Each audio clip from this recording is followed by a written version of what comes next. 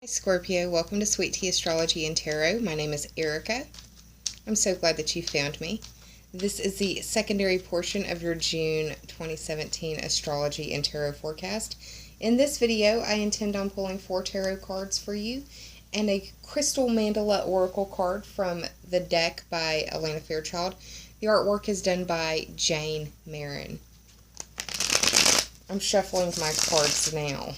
Now in May, we had a full moon in Scorpio, so how are y'all doing? What had happened? If you want to tell me what went on in your world, feel free to share in the comments below. I'm a Scorpio rising, so there's that.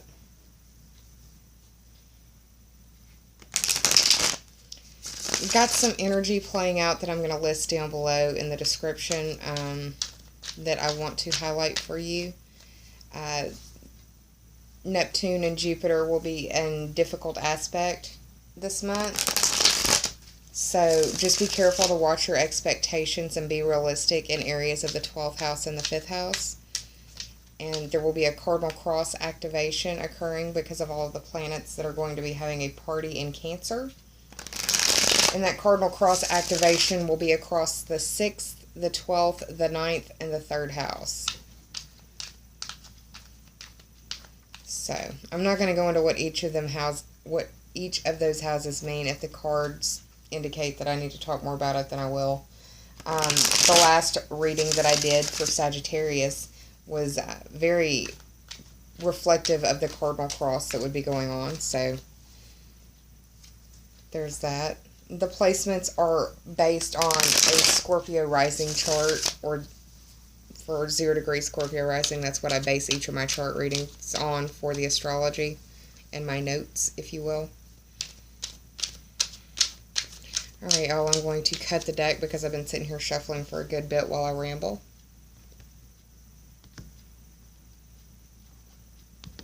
Alright. The bottom card will always represent the underlying theme or overarching energy of the spread, just depending on how you like to see it. The top 3 are for clarity, and if you need a time frame, we can go past, present, future. Now I'm going to shuffle for you the Crystal Mandala Oracle deck. Once again, this deck is by Elena Fairchild, and the artwork is done by Jane Marin. Have a lot of focus in the 9th house for you this month. That is your worldview expanded through study or travel. It can be higher education, foreign people, foreign places, foreign things, the study of foreign languages, religion, astrology, philosophy, legal system matters, political system matters. It's adventures and questing. It's a big house, and it's traditionally ruled by Sagittarius.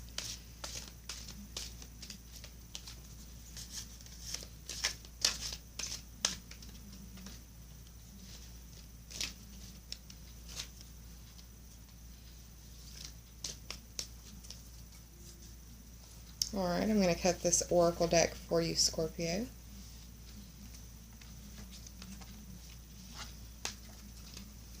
Alright, y'all, there is your Oracle card. Now what I'm going to do is hit the pause button, flip these cards over, and do the tarot math, and I'll be right back with your story, Scorpio. Hang tight, y'all. I'll be right back. Hi, Scorpio. I'm back with your cards, so let's go ahead and get started. The underlying theme or overarching energy for this spread is the 5 of Cups. This is pretty much what it looks like. Grief, sadness, bereavement. I also see this as crying over spilled milk sometimes.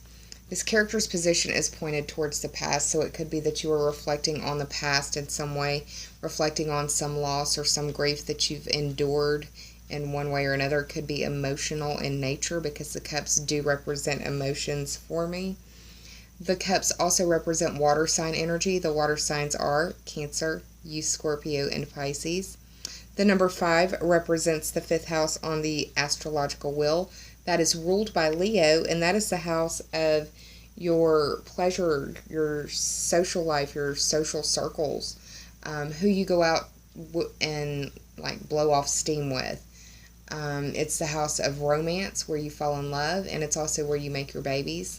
It's the house of your children. It's also the house of your creative endeavors, your artistic hobbies, or your artistic endeavors as well. crafts, etc. The things that you enjoy making for pleasure, not necessarily for sale. You can sell them, but, you know. The number 5 also speaks to the theme of adversity in one way or another. And like I said, this card pretty much deals with loss, bereavement, and grief. And like I said, sometimes can also be seen as a crying over spilled milk card. Now, the first card in the top 3 for clarity is the 8 of Wands. It is in the reverse. You've got Mercury moving into the 8th house on the 6th or 7th of the month. The 8 speaks to the 8th house on the astrological wheel, and that house is ruled traditionally by you, Scorpio. That's the house of life, death, and rebirth. It's the house of your instincts, primal, basic, or human instincts. It's the house of sexuality, regeneration, transformation, metamorphosis, and it's also the house of other people's money. This 8 of Wands is representative of fire energy. The fire signs are Aries, Leo, and Sagittarius. The 8 could also be speaking to the theme of change. And this card deals with, I see it as fast messaging, fast moving messages, darting back and forth. This is also dealing with change, movement. Some people see it as a travel card as well. This card is in the past position and it's in the reverse. So it could be that you are resistant to change, which is no big surprise. Scorpio, you're a fixed water sign, making you very difficult to move. You can be quite stubborn sometimes. I know, I'm a Scorpio rising.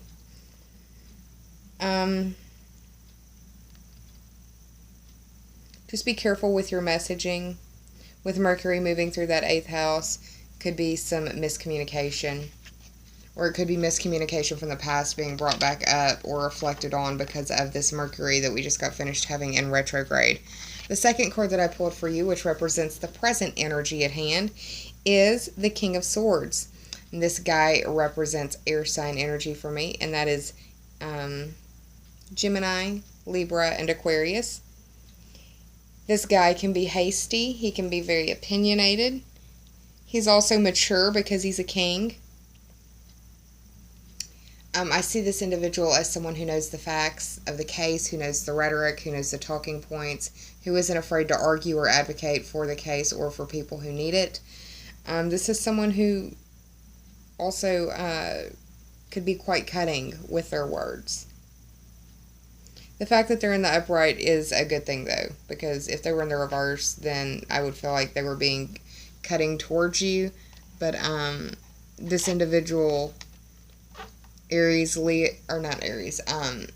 Gemini, Libra, or Aquarius, or this air sign energy, or just this wordsmith, talkative professional. It may just be that you're feeling talkative, but I feel like it's a person. Somebody that you're pretty close to. I feel like it's, well, any air sign would be communicative. There's a lot of communication going on back and forth, and I feel like it's with this King of Swords. And it could be between the King of Swords and this Emperor that's here as well, because this is in the future placement, but the Emperor can represent a couple of different things. The Emperor is the 4th card of the Major Arcana, and that number 4 speaks to the 4th house on the astrological wheel, which is traditionally ruled by Cancer. There's a lot of energy moving through Cancer right now. So it could be highlighting that house for you, or it could be highlighting a couple of other things. The Emperor is representative of Aries. So you may be dealing with an Aries. I misspoke talking about the King of Swords, saying Aries, but it's this Emperor that is the Aries symbology. Now, another thing of note, because Aries is important only because of the transits that we've experienced thus far, we had Venus go retrograde in Aries. She moved from Aries back into Pisces and then tiptoed back into Aries, clearing that post-retrograde motion. We also had Mercury go retrograde in Taurus and then tiptoe back into Aries. So there's been some reflection. There's been some looking at the past. There's been some looking at things that have gone on If you've not been rethinking it, you've been communicating about it and reclarifying things. Really just depends on what's going on in your personal chart. But this guy right here is indicative of masculine or male energy, and it could be around the home or family. It could be your spouse or your father or your partner. Masculine or male energy. This card also deals with taking responsibility and owning your own power.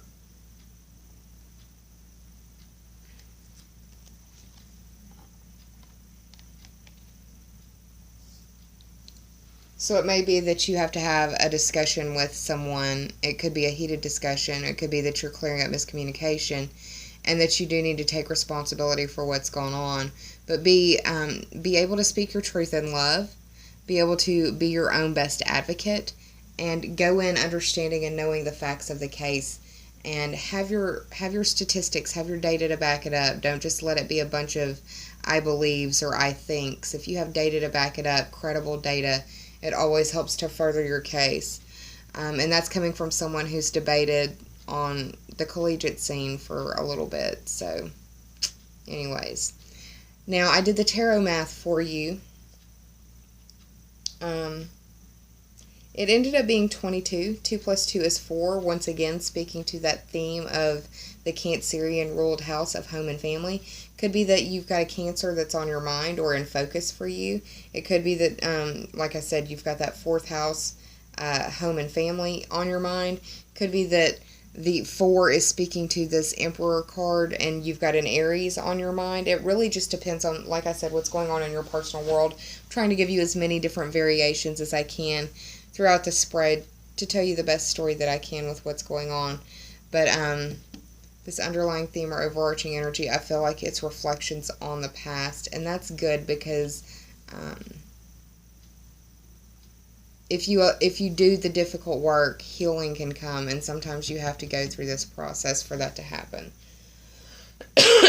Okay, sorry about that, y'all. There's an ozone warning, air quality issue in the area that I live in, and my lungs are sensitive because of the house fire, so it is what it is. The oracle card that I pulled for you from the Crystal Mandala Oracle deck by Elena Fairchild, once again the artwork is by Jane Marin, is the number 20 card. It is the Ascended Master El Moira, M-O-R-Y-A, Moira. I know I'm slaughtering that, I'm sorry. Ascended Master El Moira and the Blue Star Sapphire card. It deals with higher will, and it is the Crystal Master 333 Vibratory Energy card. So that Crystal Master 333 energy message deals with the theme of divine creation, the union of divine masculine and divine feminine to bring together creation. It's also dealing with the themes of higher learning and wisdom and the accessibility of higher learning and wisdom for you. This also deals with the theme of embodying divine love on a daily basis. Not only embodying it, but reflecting it in the world today, because we need more of that. That whole be the change that you wish to see in the world stuff, it's time for us all to start living it. This is the number 20 card. 2 plus 0 is 2, and that speaks to that second house. You aren't having any second house playing out astrologically for you in my notes, but that doesn't mean that it's not playing out for you in your personal world. This card deals with your need to have trust in a higher plan, a higher purpose, a higher will. You need to understand that no matter how much you plan, no matter how good you are, no matter how much you color inside the lines, sometimes it's just not what's intended for you, or it's not the right time. There's an old Garth Brooks song that's called Some of God's Greatest Gifts Are Unanswered Prayers. And I would recommend you listening to that, because whenever I'm doing videos like this and those songs come to me, I feel like those are messages that can help to heal and inspire those who feel so led to look up that music. Okay. understand that this release can be very liberating and empowering, because you don't have to necessarily know it all if you are releasing the outcome and the control to that higher will. And that's not to say just be reckless, but sometimes there are just areas in your life where you know that there is no amount of control that you can exert that's going to change that situation. And it's in those areas that you need to learn to be able to let go. And I am not talking down to you.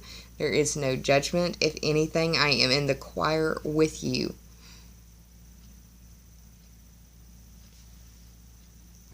Understand that mysterious workings of a higher will or a higher purpose are at play in your life, and that you would find peace of mind if you relax and trust that all is well and according to a higher will that is playing out in your world. Your growth in love and in light is the ultimate goal, no matter what the circumstance you find yourself in right now.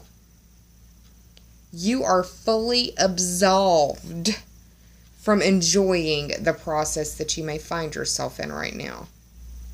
You can be in the middle of a real suck fest, and you do not have to show up and smile about it. You don't have to lie to people and tell them that you're okay if they ask how you're doing. I still find myself responding to people who ask me how I'm doing. I'll say, I'm here.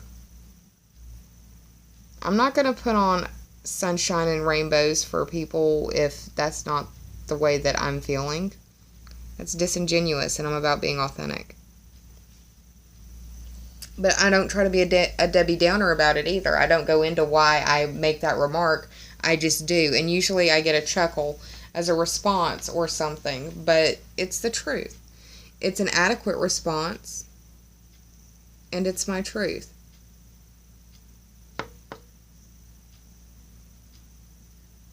But like I said, you do not have to enjoy this present. You do not have to like it. You are fully absolved from enjoying this, because your life at present is under construction and a higher will is at work. And if you